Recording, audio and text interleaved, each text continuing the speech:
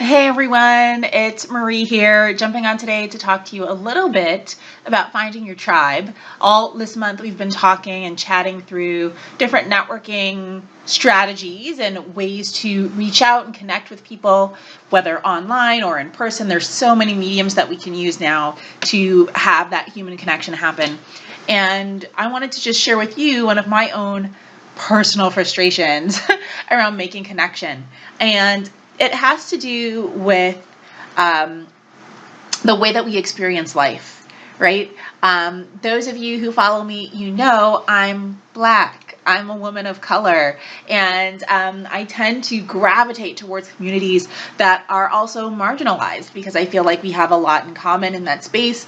We can understand each other's struggles and are also dealing with privilege in our work and in our business in a very different way. And so when I created the She Runs It community, which is for entrepreneurial women of color, I wanted to make sure that those women had a space where they could speak freely and talk about their challenges without having to defend why those challenges exist or if those challenges exist, right?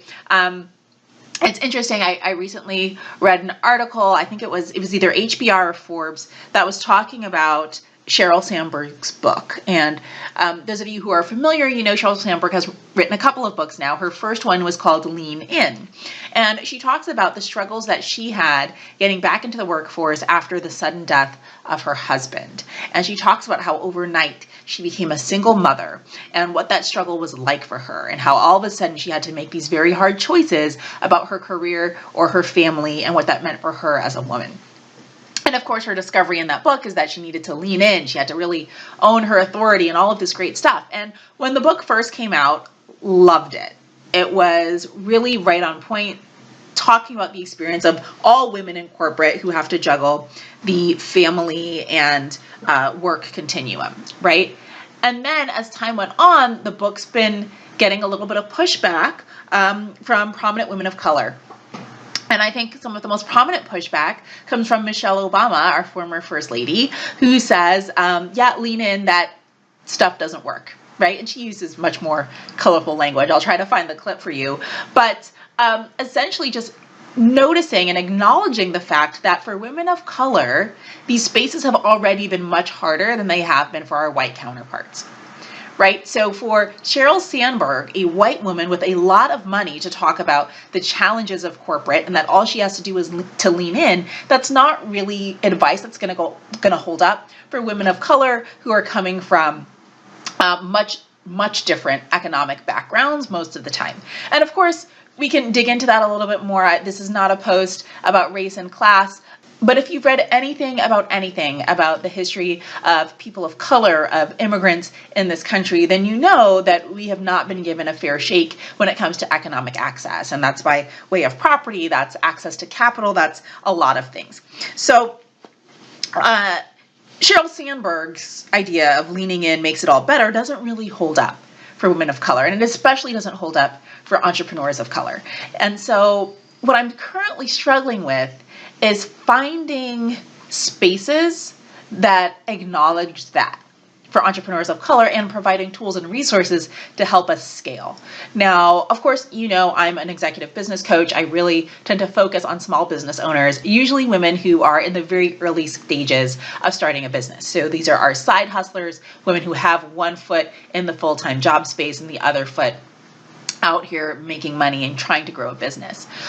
But when I think of who I want to learn and grow from, so not the tribe that I mentor, but the one that I belong to, I'm looking for women who are out here in these streets 2-3 years, running a business on your own, able to make a living wage, but now you're ready to scale. Now you're ready to hire staff. You're ready to put systems in place so that you can manage your business instead of working in your business, right? And so for women in that space, I think it's really important that we also have tribes that are facilitated by other women of color to help us learn and grow and tackle some of the challenges that we have that are not the same as white women of privilege in these spaces. And when I say privilege now, I'm talking about economic privilege, access to capital, right? So I've been digging around. I've been looking for just this type of venue. I've been asking people, hey, do you know of an entrepreneur women's retreat that is really focused on strategy? I want to spend 2-3 days with my email off, not having to put the kids to bed or massage a man's ego, and really focus on what is my strategic plan for the next 3 years. And when you ask that question, what you get back is white women in pink aprons sipping cocktails in Nashville, which, okay, if that's what's available in the marketplace, but that's not what I'm looking for. And that's because I'm me, right? I'm a woman of color doing this thing. And so I want to make sure if I go to a retreat where we're going to be overnight, I want to make sure that I don't have to explain why I'm wrapping my hair at night. I want to make sure that I don't have to explain who mediocre Matt is. I want to be in a space where I don't have to explain why creating wealth is so ingrained in the legacy I want for my family, why that's important to me, right? These are things that I don't want to have to explain because I really want to work on my strategic plan. I really want to get to the next level without having to defend and educate someone about everywhere that I've been so far. Does that make sense? So when we see these spaces that are dedicated for women of color, dedicated for marginalized groups, it's not that we're trying to be exclusive. It's really that we are trying to pull ourselves up from our bootstraps, right? We are doing our best to find those communities where we can start from today instead of 30, 40, 50, 200 years ago to create the lives, the legacies, the businesses that we want. Now, one tremendous resource that was recommended to me was Rosetta Thurman, who is the owner, innovator, CEO, mentor, coach behind the Happy Black Woman brand. And she is someone I am going to be following. I have requested to join her private Facebook tribe, and going to be looking to see if some of her events are something that could really add value for me and my business as a woman of color entrepreneur. But if you have additional resources, spaces that are dedicated towards women of color entrepreneurs and their growth, especially when they're out of startup phase and really in growth phase, which is where I am right now in my business, I would love to hear from you. Please drop your comments, share the love, and know that it comes from a place of intentional and concerted growth. That's it for now. I hope that drops some clarity on why spaces for marginalized groups are so important. And of course, if you have questions, let me know. Talk to you soon.